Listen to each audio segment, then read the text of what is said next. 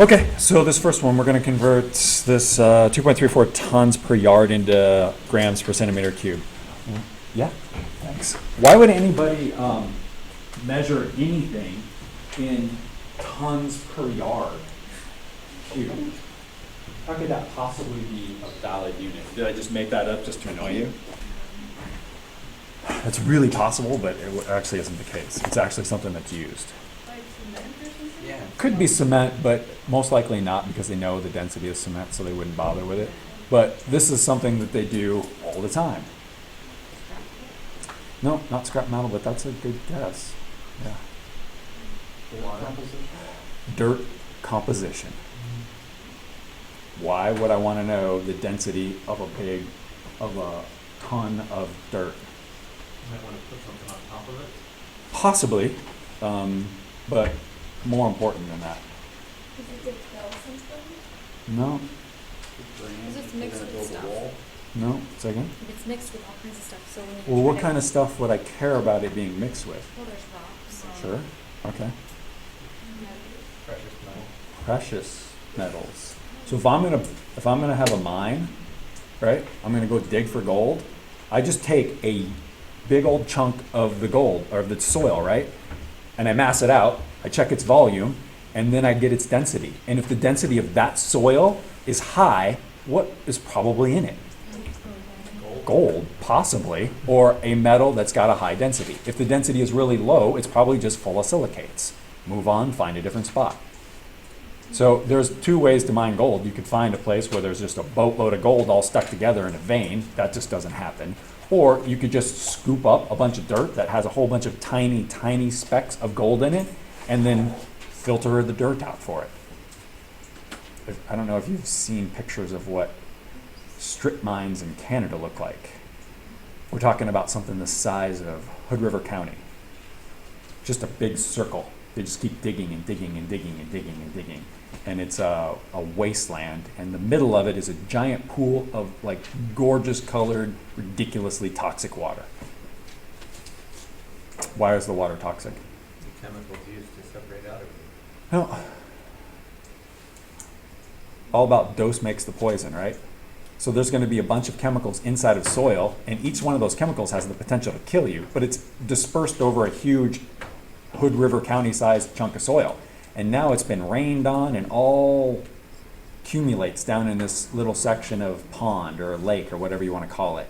And that slurry of chemicals has a concentration millions of times higher than you would find it in normal soil, so that's why it's super toxic. And the weirdest thing in the last 15 years is scientists, chemists, and whatnot have found stuff living in there. Right. They're like, what could possibly, like, somebody pulled something out and there's like, this has been in here for I don't even know how many decades. There's algae on this. How could there possibly be algae on it? And scientists were like, oh, well, we want to look at that. And algae that live off of cyanide. Algae that have completely different structures. They have a sulfur-based system instead of a carbon-based system. It's just very odd. But yeah, so this is actual unit that people actually use. So let's convert this guy. So I'm gonna start off with what I'm given, and what I'm given is 2.34 tons, and that's yards cubed. So I need to get myself over to the metric system. So this is gonna be not the greatest unit conversion, but it's the one that we've got. So for every 1 ton, it's 2,000 pounds. Why did I put the ton in the denominator? Cancel out. I need to cancel that ton in the numerator out. And so I'm closer, and so I need to go from pounds, I'm going to go that into kilograms there. So pounds has to go down here, right? So I can cancel. I'm going to put kilograms up here because I know that for every 1 kilogram, there's 2.2 pounds. And now the pounds are gone. And then an easy jump, 1 kilogram is 1,000 grams. So what have I done so far? I've converted my pseudo mass unit of tons into grams. It's okay to talk about tons being equivalent to mass because this is happening on Earth. So when you tell somebody what your weight is, that's good enough because since you're on Earth and you're not planning on leaving Earth, the weight is a very good estimate of what your mass is. And the same situation with this tons thing. Tons is actually a measurement of force of gravity, not a measurement of mass, but since we're all on Earth, it's good, that 2.2 and is good enough. As long as you don't leave the planet, then they're equivalent to each other. All right, so I've got my grams. Now I need to do my centimeters cubed. This one's slightly more difficult than many of you were here when I did this earlier, just a few minutes ago. Yeah, no problem. Go for it. No, I'm sure it's just my crappy handwriting, but let me try this. That's about as big as I can make it and still have it fit. You can move up.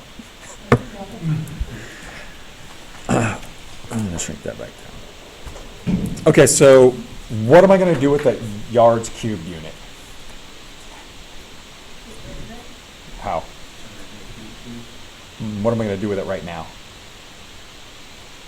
Well, the way you did the review is you set it out yard by yard by yard. What do I need to do with it right this second? I need to put it on the top, right? Does that make sense? I can't cancel that out if it's not in the numerator. So I'm going to have yards cubed right there in the numerator. Okay, so we need to get this yard, this length, into the metric system. So are we okay with me saying that there are 36 inches in a yard?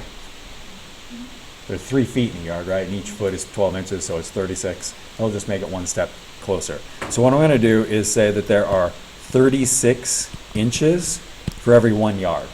So this statement right now written is wrong, because the unit on top is volume and the unit on the bottom is just length. But I can take this 3, whatever exponent is here, I can put a 3 there and a 3 there and a 3 there. We okay with that? I'm going to write this right here for a sec. Let's go with, how about that color? So I've got 1 cubed yard cubed divided by 36 cubed inches cubed. And that's just too fat. So 1 cubed yard cubed, 36 cubed inches cubed. What's that equal to?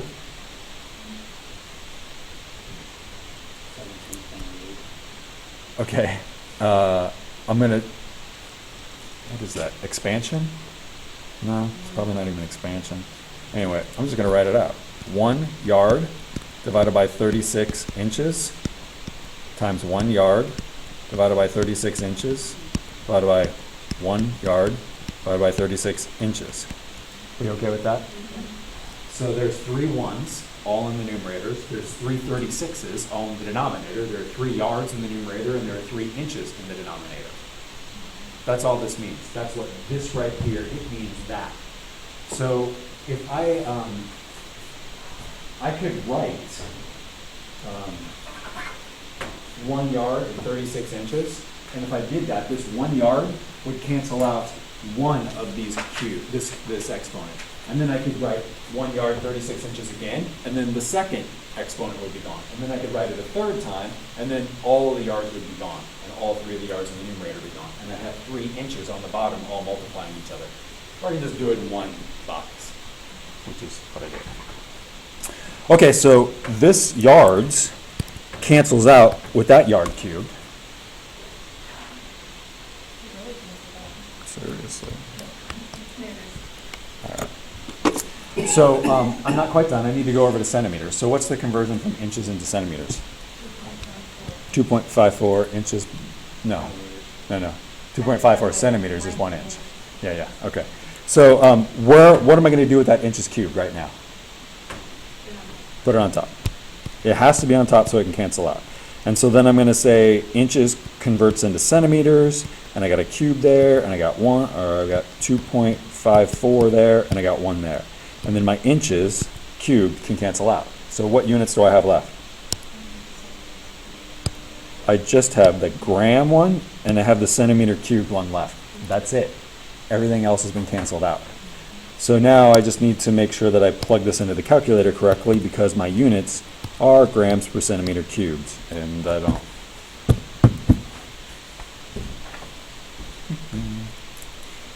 Can you take your calculators out and do this with me?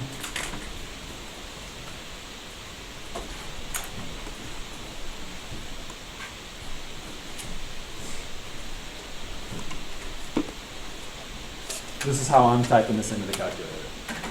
0.234 times 2,000 times 1. Isn't that what I said? All right. I guess they're really correct. So 2.34 times 2,000 times 1,000 divided by 2.2 divided by 36 caret 3 divided by 2.54 caret 3. I got 2.78.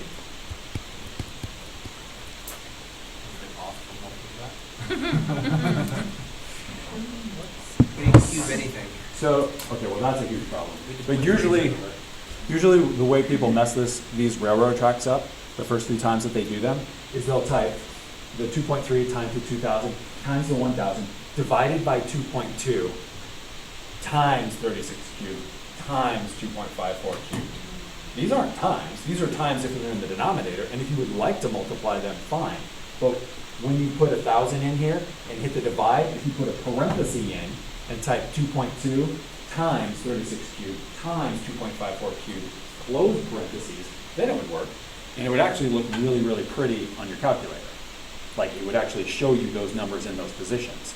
Or, did I need to do anything in between these except hit the multiplication key? No, just this times this, right? So multiplication and division, there's no order of operations for them. For this question, I could have said 2.34 divided by 2.2 times 2,000 divided by 36 cubed times 1,000 divided by 2.54 cubed. The calculator doesn't care. It's going to do the math exactly the same. Where is this number? It's in the denominator. So what mathematical operation do you use to describe that? Divide. Okay. Questions about that one? If density is just a measure of mass's relationship to volume, Yeah. why wouldn't it be 2.34 no matter what units you use? Oh, it is. We just converted, you're absolutely right. This is density. This is just density that we don't know. Like, you're probably not gonna, well, actually there probably is a book that's got this stuff in it, but the density that you find like on a periodic table or in different places, the density is written in grams per centimeter cubed. So we just converted it. It's just like you're going 25 miles an hour, but I want to know what it is in kilometers per hour. So you're traveling the same speed. This density here is exactly the same as that density here. The only difference is how do I want to look at it? Well, why do you calculate at 2.78 when it's 2.34 at the beginning if it's still the density is density? Because this density unit is different than this density unit. Okay. We're actually looking at it via different parameters. So if I'm going 60 miles an hour, how many kilometers per hour am I going? I'm still talking about speed. My car's still going the same speed, but I'm going to tell you 100. So the number definitely changed, but it's only because our parameters or the units that we're using are different. Okay.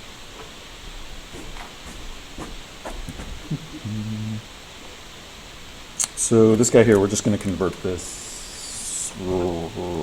So first thing I'm going to do is multiply this side by 9, multiply this side by 9, divide this side by 5, divide this side by 5, and then I'll get 9 divided by 5 times temperature Celsius is equal to temperature Fahrenheit minus 32. I'll add 32 to this side, that'll cancel out, and then I'll add 32 to this side, and there's my equation.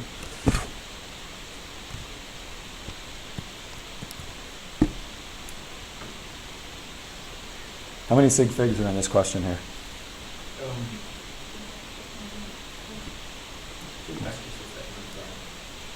Y'all? So just copying it straight out of the book, out of the term, it should, temperature Fahrenheit is equal to, and then close parentheses bracket, Celsius times 9 divided by 5, and that's in the bracket. And then outside the bracket is plus 32. So, You See, can I'm- rearrange that. the book, Math wrong. whatever book you were looking at, you're not, it's not actually supposed to do that. Why not? No clue. This, So it's- this thing right here, this is 9 divided by 5 times temperature Celsius. When I type this stuff into the calculator, what's the calculator gonna do? It's gonna do this times whatever number I do this, divided by this, then it's gonna add 32 to it, which is the same thing as having parentheses around it. But parentheses are not necessary here. Why? Because the order of operations for us, there is an order of operations, right? So if I put parentheses around this, it's like, yeah, okay, I was gonna do it that way anyway. The only time you need parentheses is to make sure the calculator does it the way you want it to. So why is there parentheses here? Because it's the temperature Fahrenheit minus the 32 together with Yes. These have to happen first. If there were no parentheses here, what would the calculator do?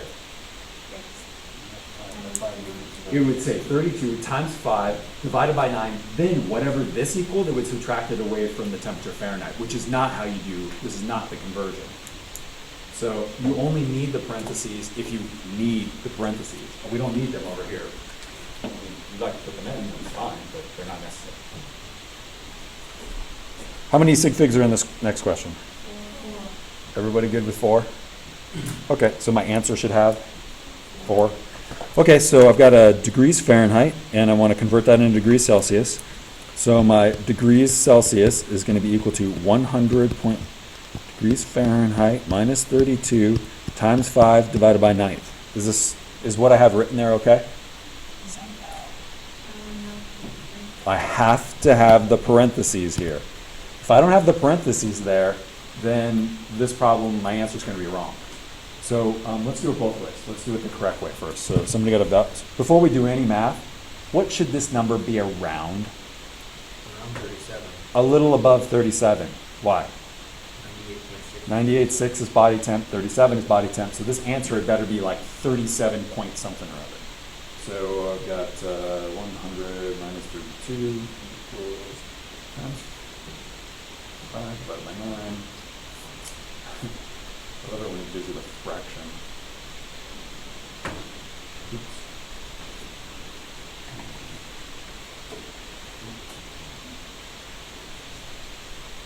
Stop giving me the fraction. 37.8. So when I see that, I'm okay with that. So if somebody came into the clinic you were working in or whatever, and their temp was 37.8, what would you think? No. They have a little fever going, right? Because if somebody came in and you put a thermometer and the thermometer said 100, you'd be like, oh, you got a fever.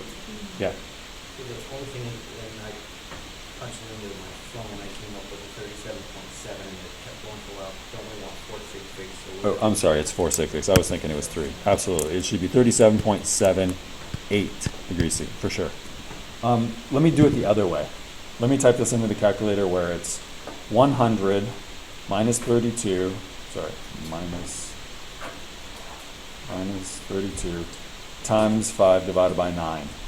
I get an answer of 82 degrees Celsius. Right? What do you think happens to a person at 82 degrees Celsius? Not probably. There's no explosion. They're being roasted. They're already dead. If you were at 82 degrees Celsius, there wouldn't be a single protein still stuck together in your body. So you'd already be dead. So you're just being cooked at that point. So you should think about that. If you pop that, if somewhere on one of those pieces of paper it says 80 whatever I said degrees, you should have thought about that question before you answered it as that number, because 37 can't be very far away from that. We're going to convert this Kelvin number into Celsius and into Fahrenheit. So how do I go to Celsius? You didn't finish your question. I did. Oh, plus 273 equals 310, 20? What is it, 320? 310.8. There's no symbol, there's no degree symbol with the K. It's not a degree of the temperature, it is the temperature. Kelvin's the absolute temperature scale, so it's not a degree thing, it's just it. And so when somebody says it's 273 Kelvin, they just say Kelvin, because that's the actual temperature. So I get 17 degrees Celsius here. Are we okay with me having 17 there? How come? There's only two sig figs and 290, right? What if it was 290 decimal place? What would I write? So how would I write it? I'd write 17.0. Yep. Okay, so I've got this Celsius, and now I want to times by 9, divide by 5, and then I want to add 32 to it. So 17 degrees Celsius, what kind of Fahrenheit temperature should we be getting? A little cold, right? Like room temperature wise? Not freezing cold, not like maybe a light sweatshirt kind of temp. So 17 times 9 divided by 5 plus 32. 62.6 degrees Fahrenheit. Therefore, I need 63 degrees Fahrenheit. 63, yep.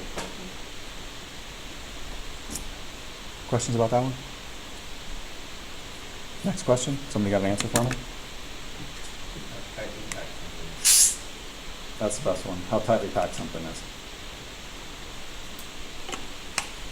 I like to think about my sister in suitcases. She seems to think she can get her entire dresser into her suitcase. So I pick my suitcase up and I'm like, oh, this is heavy. And I go to pick hers up and it's like 3 times the weight of mine because her suitcase is very, very what? Dense.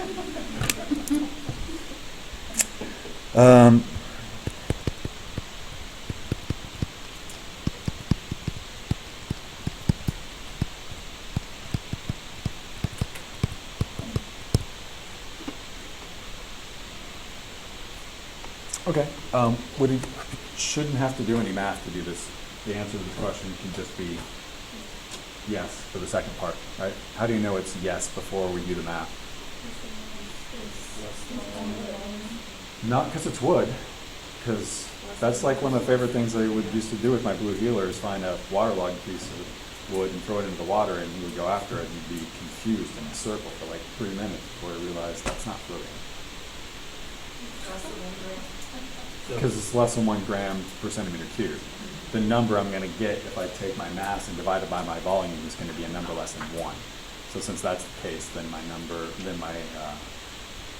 density of that piece of wood is less than 1, so it's going to float. Okay.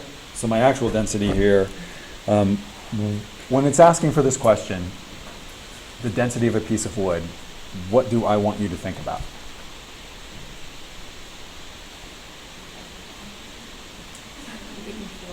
No.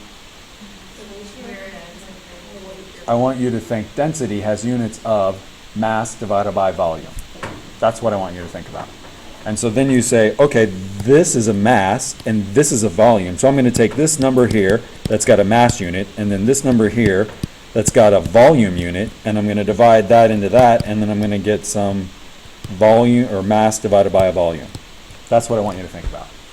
I don't want you to think about what the equation is going to be. I want you to know what the units for this thing are and then just set the math up to give you those units.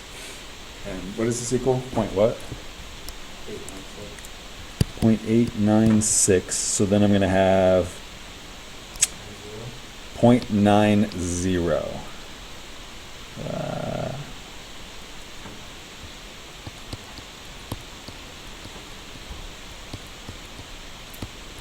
Okay. If you add this many calories to glass, what's the final temperature if the initial temperature is? Okay. So I have a chunk of glass, and it has a certain amount of mass to it, and I am going to give it some energy. So what's going to happen to its temperature? It's going to go up. So I'm going to get a temperature change. So what unit am I looking for?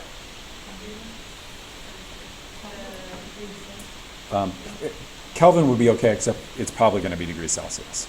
So we're looking for a degree Celsius, and so I see a degree Celsius here, and grams and calories, and I didn't give you the actual piece of information you need because it's in the notes and in the book. And what didn't I give you? Yeah, so the specific heat for the glass.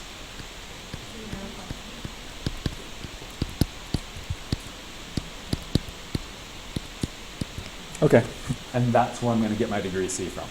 So I'm going to take 1 gram degree C divided by 0.22 calories. And now what I'm going to do?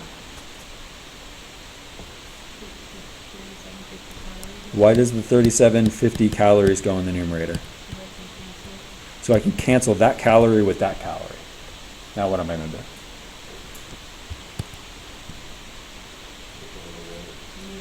I need to put 675 grams for my mass to cancel out with that grams there. And what unit do I have left? Just my degree C. And so I've got 3750 divided by 0.22 divided by 675. And so I get 25.3. Is that my answer? What is this 25.3?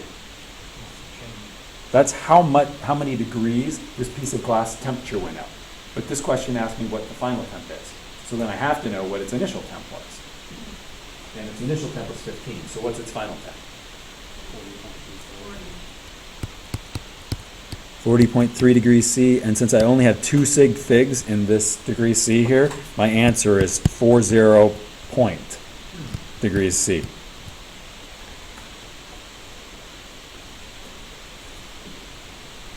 Are we good with that?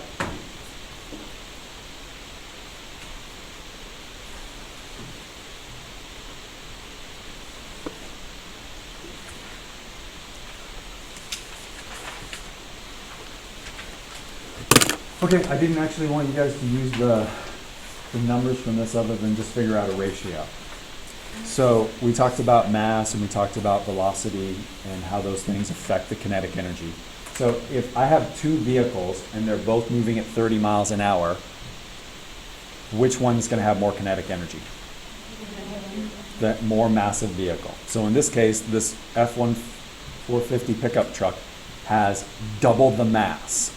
What exponent controls mass in the kinetic energy equation?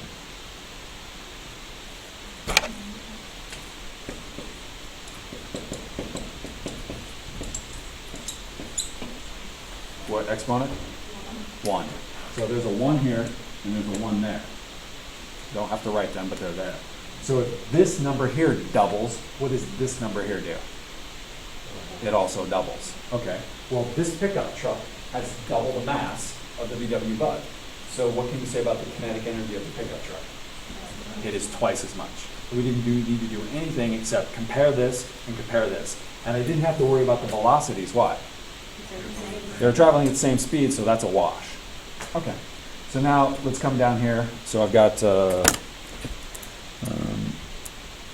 this times 2 is that. So then my kinetic energy is times 2 for the truck.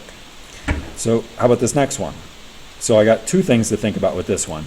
I still have a truck, right? It's still twice as massive.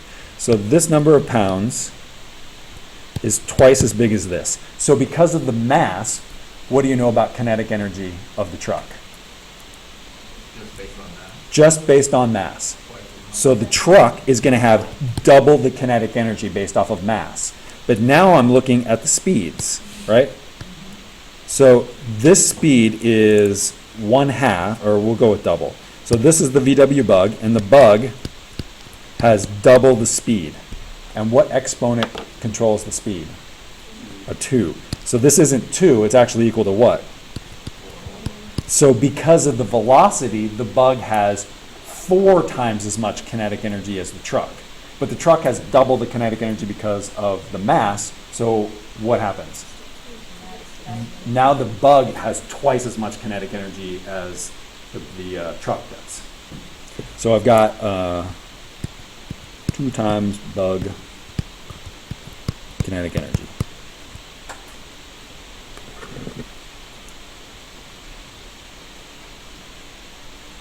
Calorie definition?